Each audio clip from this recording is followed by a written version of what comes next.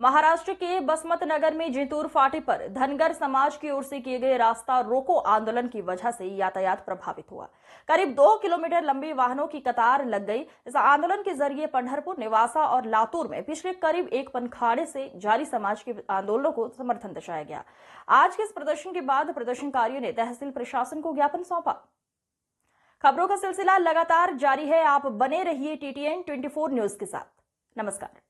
नियमानं वेळ घेता येत नाही, तरी पण या ठिकाणी वेळ केलेला आहे। सर्व समाज बांधवांना विनंती करतो,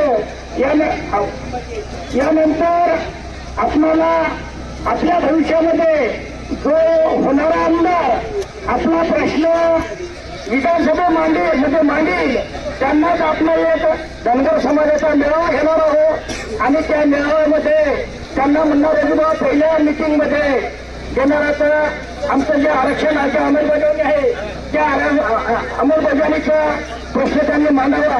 दुसरी गोष्ट, वसमत या ठिकाणी जसा बाबासाहेब आंबेडकरांचा पुतळा झालेला आहे तसा 10 ते 20 गुंठे जागा मिळून इरिगेशनच्या जागेवर जे आपल्याला जागा उपलब्ध करून देतील आणि पुतळा सुद्धा तयार करून देतील त्यांच्याच आपल्या सर्वांच्या समाजाच्या वतीनं निर्णय घेऊ आणि यानंतर आभार प्रदर्शन लिंबाजूला करतो।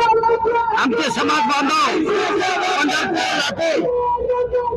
पंढरपूर, लातूर, नेवासा या ठिकाणी उपोषणाला बसलेले आहेत आणि त्यांना पाठिंबा म्हणून आम्ही वसमत या ठिकाणी रस्ता रोको केलेला आहे आणि आज हा रस्ता रोको झालेला आहे।